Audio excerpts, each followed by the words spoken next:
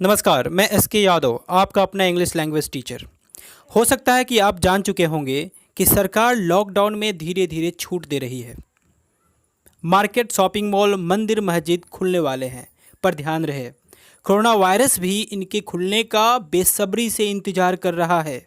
वो चाहता है कि ये सारे चीज़ खुल जाएं, हम लापरवाह बन जाएं, ताकि वो अपनी एक लंबी छलांग लगा सके, अपने को भारत में विस्तार कर सके। पर चिंता करने की ज़रूरत नहीं है। बस इतना ध्यान रखना है, हमें अपने आदत को बदलने नहीं देना है। हमेशा मास्क पहन के रहना है, सोशल डिस्टेंसिंग को मेंटेन करना है, भीड़ से बचना है, साथ ही अपने घर पे रहना है ताकि हमें सुरक्षित रहने में मदद मिल सके।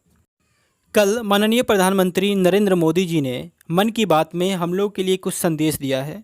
मैं सबसे पहले उसका थोड़ा सा जिक्र करूंगा, फिर अपने अध्याय पे आगे बढ़ूंगा। सबसे पहला है ऑन रोड अहेड, यानी आगे के रास्ते के बारे में उन्होंने क्या कहा है।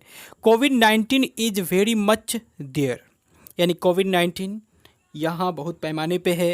And we can not be complacent, और हम लोग खुश नहीं हो सकते। कंप्लेसेंट यानी खुश नहीं हो सकते, प्रसन्न नहीं हो सकते। The road ahead is a long one, आगे का रास्ता बहुत लंबा है। We are fighting a pandemic about which little was previously known, हम लोग एक ऐसे महामारी से लड़ रहे हैं जिसके बारे में पहले से बहुत कम ज्ञान है।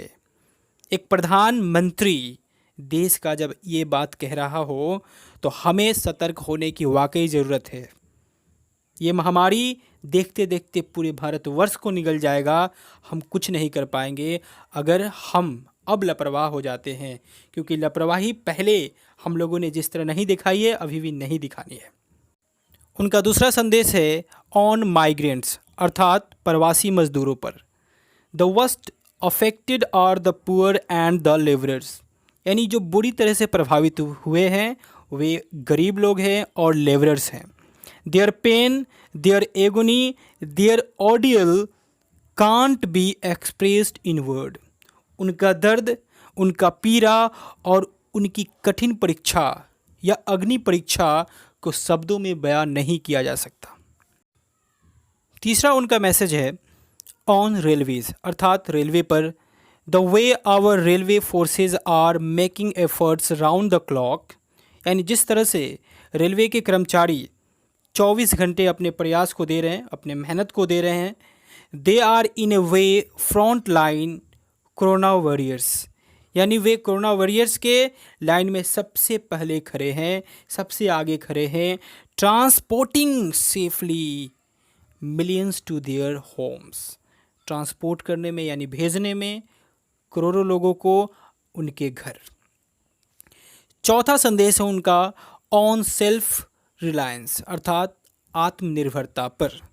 एट सम प्लेसेस, कुछ जगहों पर work in skill mapping of the labourers is taking place, यानी काम चल रहा है skill mapping of the labourers, यानी लेबरर्स के स्किल को बढ़ाने में।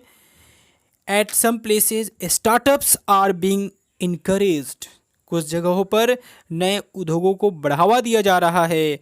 These decisions are aimed at resolving the crisis and building a self reliant India, यानी ये जो निर्णय है उसका लक्ष्य है कि सुलझाया जा सके, कम किया जा सके किसे, उस संकट को, यानी जो संकट वर्तमान में चल रहा है इसको, और साथ ही बनाया जा सके भारत को आत्मनिर्भर।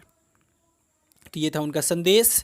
अब हम चलते हैं अपने वर्ड के तरफ और देखते हैं हमारा पहला वर्ड। पहला वर्ड है कंजेस्चन। कंजेस्चन अर्थात जमावड़ा, भीड़। किसका भीड़? तो लोगों का, गाड़ियों का भीड़। या दूसरा एक और अर्थ होता है रक्त जमाव। इसका साइनो क्या होगा? ओवर क्राउडिंग हो सकता है और हो सकता है हॉर्ड। चलिए दूसरा वर्ड है हमारा ब्रॉल। क्या है जी? तो ब्रॉल, इसका अर्थ क्या होता है? तो इसका अर्थ होता है विवाद या झगड़ा, विवाद या झगड़ा। हाँ, इसका साइनो होगा डिस्प्यूट या क्वारल। हाँ, चलिए अगला वर्ड है हमारा तीसरा नंबर कोसस। क्या वर्ड है? कॉशस, कॉशस पढ़ेंगे। इसका अर्थ होता है सतर्क या सावधान। साइनो होगा अलर्ट, केयरफुल। चौथा वर्ड है एस्पियोनाज। एस्पाइंग होता है ना, जासूसी करना, उसी से बना है एस्पियोनाज यानी जासूसी। साइनो होगा एस्पाइंग या एस्पायल। पांचवा वर्ड है एक्सोदस। एक जोडस भी पढ़ सकते हैं या एक्सोदस सही उच्चारण है। अर्थ होता है बड़े पैमाने पर प्रस्थान। जिस तरह से हमारे मजदूर भाई आ रहे हैं अपने घर पे बड़े पैमाने पर, या फिर बहुत सारे लोग जो कहीं गए हैं काम के सिलसिले में, वहाँ से जब आते हैं तो उसे हम कह सकते हैं एक्सोडस। ये खासकर माइग्रेंट लेबर के लिए यूज होता है या इमिग्रेंट्स के लिए यूज होता है। इसको इस तरह समझ सकते हैं a mass departure of people. Okay, चलिए अगला वर्ड है हमारा थंडर स्टॉर्म, अर्थात आंधी तूफान। कैसा आंधी तूफान? जिसमें बिजली हो, गरज हो, उस तरह का आंधी तूफान। इसे रेन स्टॉर्म कह सकते हैं या टेम्पेस्ट कह सकते हैं। शेक्सपियर का एक ड्रामा है टेम्पेस्ट, हाँ इसे टेम्पेस्ट भी कह सकते हैं। सातवां नंबर वर्ड है हमारा लिम्बो। लिम्बो अर्थात निश्चित ना होने की स्थिति। आदमी असमंजस में रहता है, वह स्थिति को हम लिम्बो कहते हैं, यानी अनसर्टेन पीरियड। नेक्स्ट वर्ड है वे, WOE। इसे OE नहीं पढ़ें, वे। दुख या शोक इसका अर्थ होता है। इसका साइनो हो सकता है सौरो या कंडोलेंस। अगला वर्ड है डिप्लॉय। डिप्लॉय अर्थात तैनात करना या फैलाना।